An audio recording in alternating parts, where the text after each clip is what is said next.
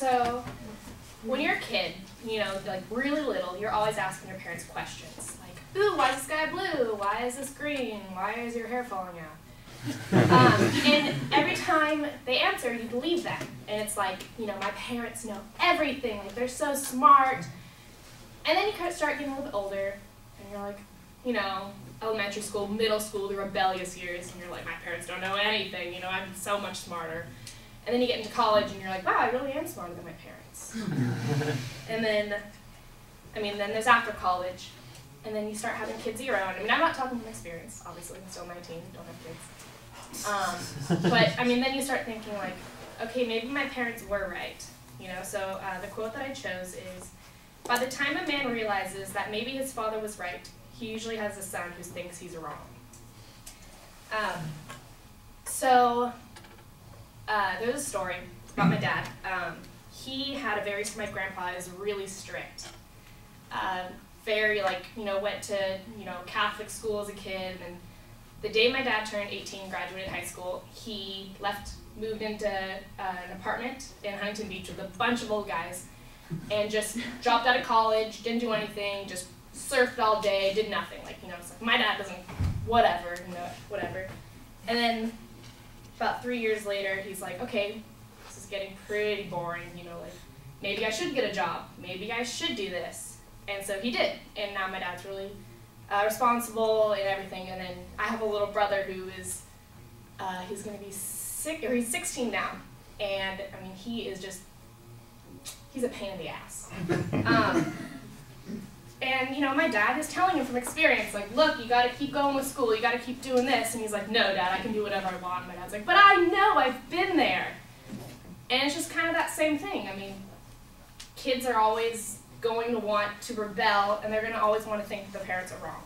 But it's like, you have to know that they've been there, and you have to know that, it's like, they know what we're doing, and it's like, I don't know. They're just kind of, like, talking. So, you just have to know that they're right, and eventually you're going to be a parent, maybe, and you're going to be looking at your kids saying, you're a dumbass, but I've been there. So you just have to keep going on. Yep.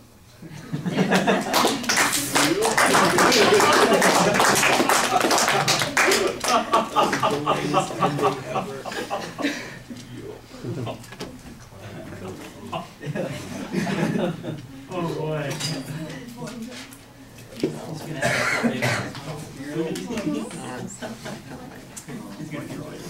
What? I'm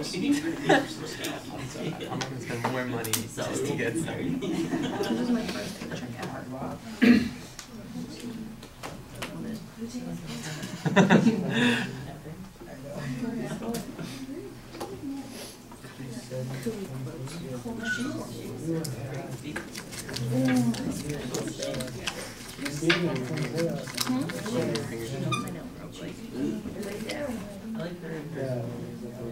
It was at the dating, wasn't it?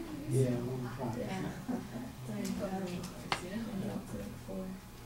She do good stuff.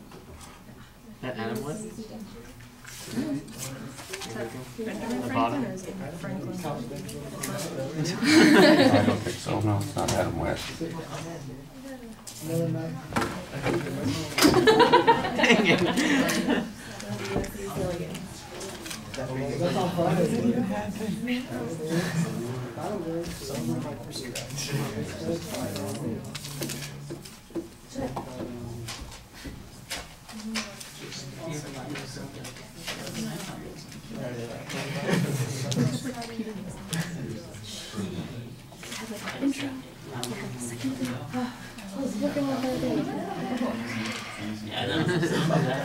All right, well, you look and sound very animated in the introduction. I thought the transition to the topic was also very solid.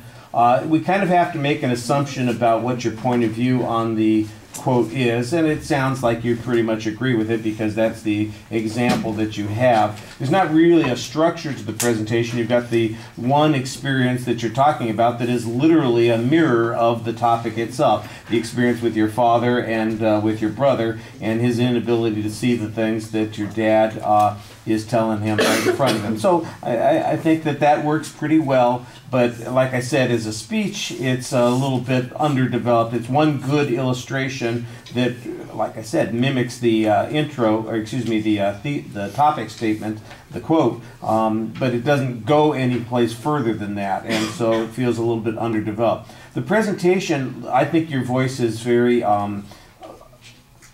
animated. You are engaged while you're speaking. Listening to you, I think, it's pretty effective. The pacing sounds about right, kind of until the end, when it seems like it just finishes a little bit quickly, and then I think, looking back at it, maybe you're going a little faster than you want.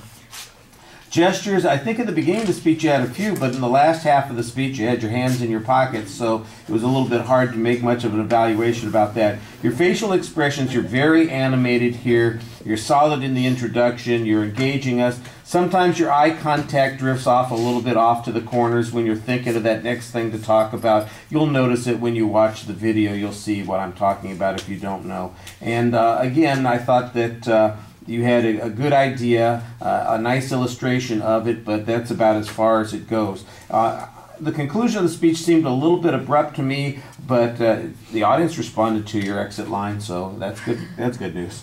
All right, thank you.